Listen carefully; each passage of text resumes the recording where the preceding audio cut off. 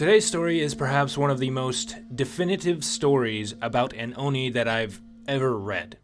While we've never actually seen any Oni in the stories we've covered so far, because either they disappeared before anyone could get a look, or they were just completely invisible, this story is different.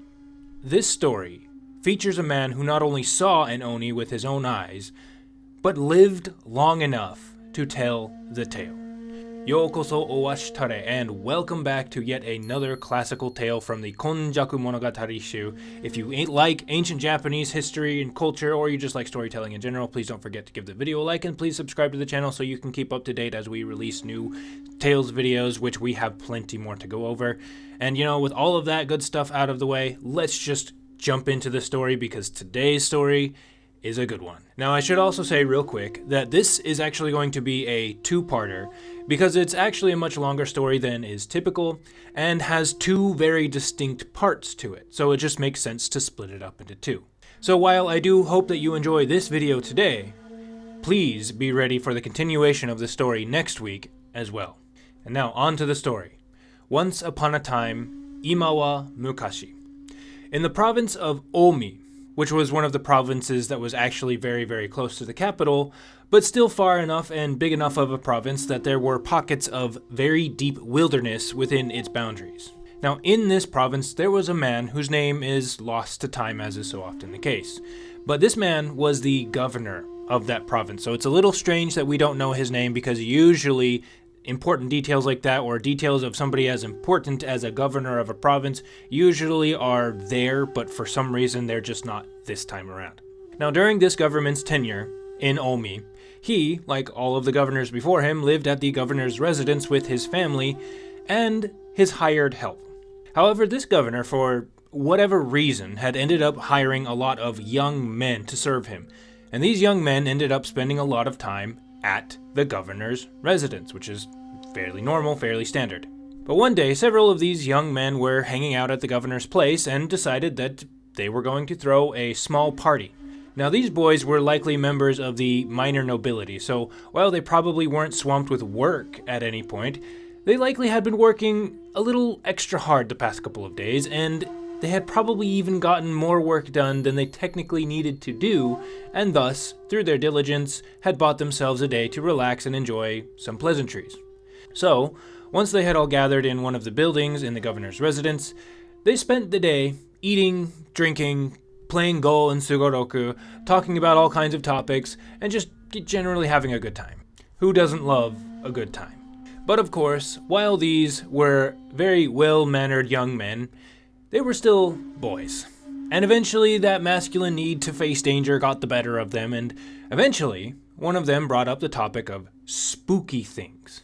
Of course, once the subject was breached, everybody wanted to join in, and soon they were all enraptured in listening to various stories and rumors that they had each accumulated over their lives. One of the young men in the group in particular, once it was his turn, very excitedly cut in and said, Hey, have you guys heard? Here in this province, there's actually a place called Agi Bridge. I was told that for a long time people used to use it all the time, but in recent years something weird happened there, and now no one dares cross it anymore. Now, given the fact that they had been talking about ghosts and monsters, and given the nature of the Japanese language and the Japanese culture, while this young man never directly made the claim that there was anything dangerous lurking around Agi Bridge, it was clear that that is exactly what he was trying to insinuate. The thing about Agi Bridge, though, is that it actually wasn't that far from where they currently were staying, where they lived. Definitely something that someone could make a day trip out of if they so desired. And that little fact gave it just a little bit of extra freaky weight. Most of the other men, when they heard this, gave your typical response to ghost stories, widening their eyes in amused concern and dropping some soft whoas and some no ways. Typical things. But while most of them were clearly very invested in stories of a haunted place so close by, there was one of these men who didn't seem as impressed. This young man was kind of the leader of the rest of this group. He was known for being very, very competent, particularly when it came to wordsmithing, and tended to stand out among the rest of the crowd.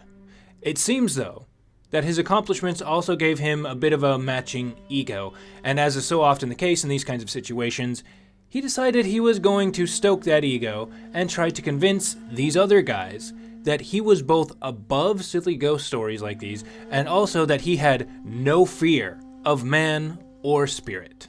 Again, while these young men were well-mannered and educated, they were still flawed human beings who sometimes let their egos get the better of them. And so, rolling his eyes and possibly being a little bit tipsy because they had been drinking, this leader man very loudly declared to everyone in the room, with an air of unbelieving dismissiveness, "Man, you guys are freaking out over nothing. I could cross your haunted bridge like it was any other bridge in the country. You give me one of the nicest horses we have at the residence here, and there's no way some bridge oni or bridge spirit would do anything to keep me from crossing it. Come on, guys. Stop freaking out about nothing." Immediately, everyone's attention shifted to this one man. After the initial surprise of hearing someone be so dismissive of their revelry, and as is so often the case in these instances, they then responded by teasing him, while also trying to egg him on a bit. "You know, that's actually a great idea. Why don't you use all of that courage you claim to have and go check it out for us?" Yeah, you know what? Ever since this story started up, people have been avoiding that bridge and taking the long way around it. If those rumors are actually fake and you are able to confirm it, then that would actually help a lot of people who could then use the bridge to save a lot on travel time. Yeah, and you know what? We're all very interested to see if you actually have the guts to back up your claims. Aren't we, gents? Back and forth things went until the conversation began heating up until it eventually became a full-blown argument, with the group of young men coming up with ever more elaborate means to convince the other man to put his money where his mouth was, and then the man insisting that he was brave enough, but that he wasn't keen on the idea of indulging their childish jabs or investigating fantasies. The argument eventually got so heated, however, that the commotion reached the governor, who was at the time off doing his own thing. But when it was clear that his men were starting to get genuinely angry with each other, he stopped what he was doing and made his way over to them. As soon as he showed up, he asked them, slightly annoyed, "What the heck is going on?" The group promptly informed him of the situation. The governor rolled his eyes. He was happy to let them party from time to time, but he didn't like having to be their babysitter and reprimand them for arguing about ghost stories of all things. Seriously, yes, they were young, but they were still adult men. In particular, he was annoyed with the one young man who was clearly just putting up a show of pointless bravado, as young men are often prone to doing, and he told this boy very curtly, "Look, are you seriously gonna make such a fuss over something so pointless? Okay, if you're gonna do it, go ahead and ready one of the horses and go do it so we can move on to discussing actually productive things instead of wasting time with ghost stories." Now, at the governor's words, the young man's apparent self-confidence instantly melted away, and instead he stammered out an excuse.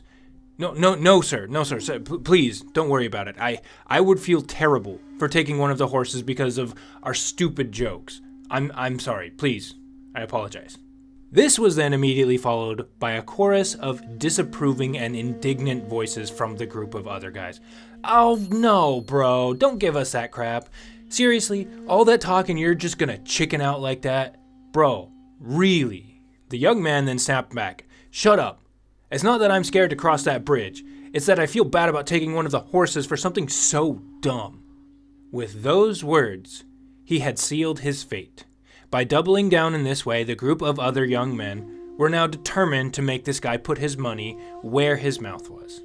The governor had very clearly given this man permission to take one of the nice horses, and now all claims of inadequacy and not wanting to impose meant nothing.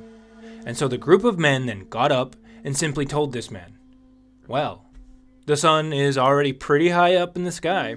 If you want to get there before it goes down, you'd best get a move on, shouldn't you?" And then, all together as one, they went to the stables and saddled up the fastest horse that they had with a traveler's saddle, the kind that took the least amount of time to ready up. And then they brought this horse to this man and put it before him. It was at this point that the braggart realized that all of his friends completely expected him to walk the walk and not just talk the talk. And when he saw the horse made ready completely, and the determination of everyone around him, the reality of his situation dawned on him, and he felt an actual surge of fear. But although he was afraid, he wasn't about to chicken out in front of all of these guys. He was the foremost among them, he had a reputation to upkeep, and an ego that couldn't let him be made a fool of.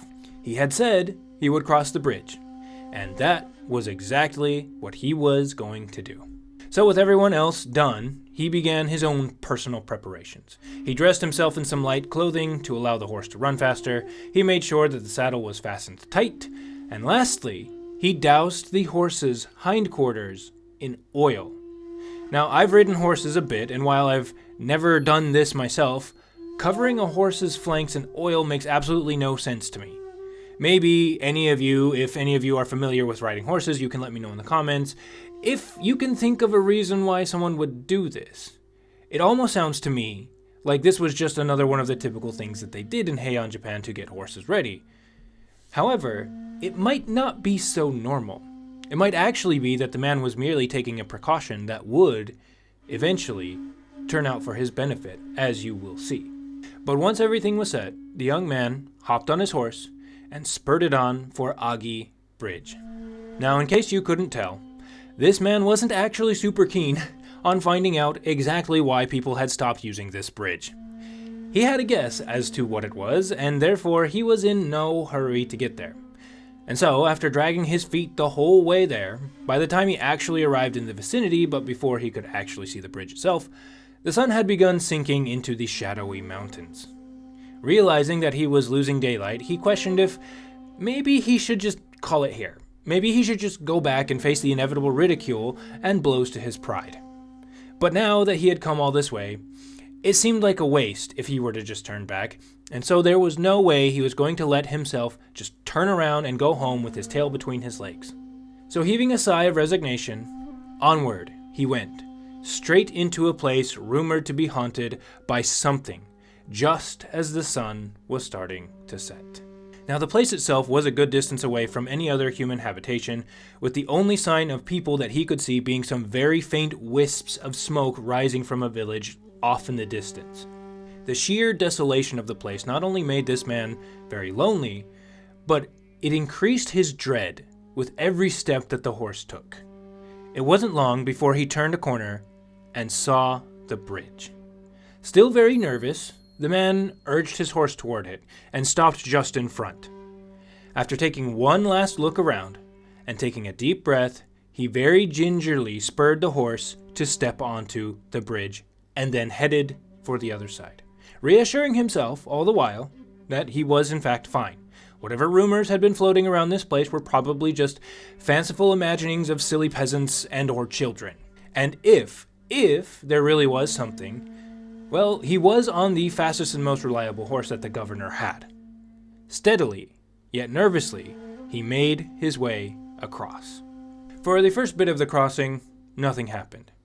But given the circumstances, the seconds probably felt to him like hours. And while nothing had shown up to confirm his dread, every clip-clop of the horse's hooves made his anxiety climb. Just before he made it to the halfway mark, his eyes suddenly caught sight of something he hadn't noticed before. And when he looked, he saw, there, sitting on the ground and leaning against one of the railings, was the dim yet unmistakable shape of a human being. His heart leapt. That had to be an Oni. There was no reason for any sane person to be crossing this bridge at this time of day, unless of course they were an idiot whose bravado had put him up to tempting fate. But while the man was initially scared, he managed to maintain his composure and took an extra second to look just a little bit harder. He then realized, despite the gloom, that this person was wearing a very fine-looking light purple kimono, with a pair of deep red hakama pants and a thick outer robe, and holding the sleeve of said outer robe in such a way as to very daintily and very femininely cover her mouth. It was a woman. And not just any woman, mind you, but a very, very fine lady, who, the man noted, despite her fancy clothes and gentle bearing, seemed like she was worried and possibly even crying silently. As soon as the man saw this woman, she too happened to look up and saw him. Their eyes met, and immediately this woman bashfully pulled her sleeve up to hide more of her face and moved back slightly. But after the initial shock of seeing an unfamiliar man and wanting to hide her face, as all proper ladies of the time were supposed to do, in the next instant she dropped the sleeve of her robe slightly and looked again. It seemed to the man like, although she was clearly distressed, there was immense relief in her eyes, and she was beautiful, and clearly had far more than her fair share of feminine charm. Everything about her was enticing, from her nice clothes to her beautiful hair to the very charming way she tried to hide her face and moved back slightly. It was enough that for a brief second, the man practically forgot where he had come from or what he was doing in such a weird place, and he suddenly felt the urge to spring off of his horse, run over to this beautiful, distressed damsel, and console her in his arms while fulfilling his manly obligation with a plan to get her back to civilization. But that urge disappeared as quickly as it came when he remembered that there was absolutely no reason for any human being to be on this supposedly haunted bridge at dusk in the middle of nowhere, let alone a woman as beautiful and fancy as this woman before him. This was clearly no woman. This was an Oni in disguise. Realizing this, the man then turned his eyes away from the woman and decided that he was just going to finish crossing the bridge while ignoring her completely. Maybe, if he didn't say anything, she, or it, would just let him cross in peace. He then spurred his horse a bit and had it go a little bit faster. Not trying to make any sudden movements, just occasionally stealing nervous glances at the woman and meeting her expectant eyes that were clearly waiting for him to say something first. But when it became clear that this man had no intention of speaking up at all, the woman then said in the sweetest, most imploring voice, "Sir, please, do you really intend to pass me by without saying anything? I was suddenly and unthinkably abandoned here by my husband who left me to die. Please, can't you take me back to town?" Her voice was so soft, and the man questioned for just a split second if maybe she actually was a woman whose husband was just crazy and had just dumped her in this terrible place precisely because it was a scary place. People could be cruel after all, especially when it came to matters of the heart. And yet there was something about this woman's voice that sent a shiver down the man's spine. Not wanting to take his chances and listening to the fear in his gut, the man realized that this apparent woman had no intention of simply letting him pass without some kind of interaction. So, he then spurred his horse into a dead sprint and made for the other end of the bridge with all the haste he could muster, not wanting to spend any more time next to this woman that he needed to. The moment, though, that the horse began running, the man heard something that he would never forget. The woman spoke again, exasperated and angry, the same delightfully feminine voice, except now, instead of sounding pleasant yet a little off, it now came with a terrible power and seemed to reverberate through the very ground itself and echo around him. "How heartless of you." He then saw, out of the corner of his eye, the woman tear after him far faster than any woman or man could possibly move, and all doubts about this not being an Oni fled faster than he now was. This thing was after him. Absolutely terrified, he simply did the only thing that he could do and spurred his horse as fast as it could go, praying with all of his might to the Bodhisattva Kannon to save him. He hadn't dared give his pursuer a proper look, but he could tell by how fast it moved out of the corner of his eye and by the sensation through the horse that the Oni had actually closed the gap and grabbed at the horse's flanks. However, he also felt that thanks to the abundance of oil coating the horse's hindquarters, that the Oni's hand, after making contact, slipped. The Oni grabbed again, and then slipped again. Several times the Oni managed to lay a hand on the horse, but each time, by the grace of the heavens, it slid right off, unable to get a proper grip. It was here that the man gathered the courage to finally glance back and give the monster a proper look. To his horror, he saw what was once a beautiful woman had changed to reveal something horrendous. This thing's face was bright red and almost as big and round as an enza seat, with a single amber-colored eye glowing in the middle of its disgusting face. It was nearly 9 feet tall, had 3 fingers on each hand, each of which ended in a 5-inch long dagger-like nail. The rest of its skin was a greenish blue, and its black, matted, and wild hair flared out unkempt like the leaves of a yomogi plant. Nearly overcome with sheer terror, the man returned his focus to the front and did everything in his power to spur his horse onward. After a short while, and by what he could only attribute to the effects of his prayers to Kannon, he spied the boundary of a village. Civilization. That's where he needed to go. It didn't take long for him to reach the outer boundaries of the village, and as soon as he crossed it, he heard the Oni's footfalls slow, and then stop, followed by that horrible voice once more echoing through the air. Fine. Even though you've won this time, don't think you can escape me forever. The man looked back just in time to see the Oni, in all of its terror, disappear into thin air with a wicked grin across its face. But just because the Oni was now gone, the man didn't feel like he was safe, and sped back to the governor's residence as fast as he possibly could.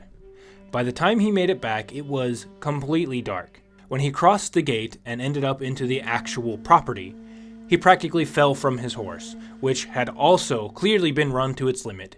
And everyone in the house, when they realized that this man was not only back, but in a terribly sorry state, immediately they ran to him and helped him inside. Once they sat him down, they started plying him with questions, asking what happened and why he looked like he was about to keel over from sheer panic. But the man didn't respond. He was clearly still in a state of shock and was in no position to explain what he had just gone through. The others then agreed that they needed to calm him down first, and set about making him as safe as possible. Word also reached the governor, who spared no time in making his way over to this man and seeing that he was cared for properly. Finally, after the governor himself was able to ask him some things, the man's shock seemed to finally dissipate, and he told everyone his story. How he had gone to the bridge, how he had seen a woman there, how he had tried to run away, and how the woman had turned into an Oni, and that he had only barely made it out by the mercy of the Bodhisattva Kannon. Once he had finished telling the story in full, the governor simply shook his head and said, "Risking your life like that over a pointless argument. You're so lucky you made it. But, in honor of your bravery and to help make up for the trouble you just went through, I'll give you that nicest of horses to keep." The man was still very clearly completely worn out from everything that had happened, but he managed to look at the governor and give him a big smile and then thanked him. It was, after all, perhaps the best horse that the governor had. And so, after a safe, secure, and, well, probably not peaceful night, but at least a secure night and a night of rest, that smile actually had turned into a self-satisfied grin, as the man once more saddled up this horse, which itself had a minute to recover, and then took this horse back to his own house. Once back at home, he then explained to his family and all of his relatives how his bravery had won them a very fine, brand new horse, and he retold the story of everything that had happened to him at Agi Bridge. And that is going to be the end of this story, at least for now. This is the end of part 1, but don't forget, the story does continue in part 2. So if you did find that story amusing and interesting, please don't forget to like the video. Please subscribe to the channel because, again, part 2 will be coming out and you will want to be here for that because it's not over. And please feel free to share with your friends, share with your Japanese history friends, even your anime friends or your Japanese cultural enthusiast friends, or just share it with friends who like storytelling or need something to put on in the background while they do laundry or other menial tasks, menial house chores. And again, I just, for the last thing, want to stress that this is the first time I have ever seen a description of an Oni. And I find it very interesting that it's humanoid, 9 feet tall, with a single eye, a big round red face, bluish gray skin, 3 fingers on each hand, so you can imagine kind of like a Yoda thing going on here, with really long claws, and it's just very, very interesting to have it described finally. But if you have been watching all the way up to the end here, I do thank you sincerely, ito ureshiu koso, and hopefully we will see you next week for part 2, the continuation of this story. Because although this man's bravery did pay off for him in the end, this is a cautionary tale about why you shouldn't listen to your bravado, and you shouldn't risk your life for silly pursuits, okay? But that is where I'm going to end it. Thank you so much, guys. We'll see you later. Goodbye.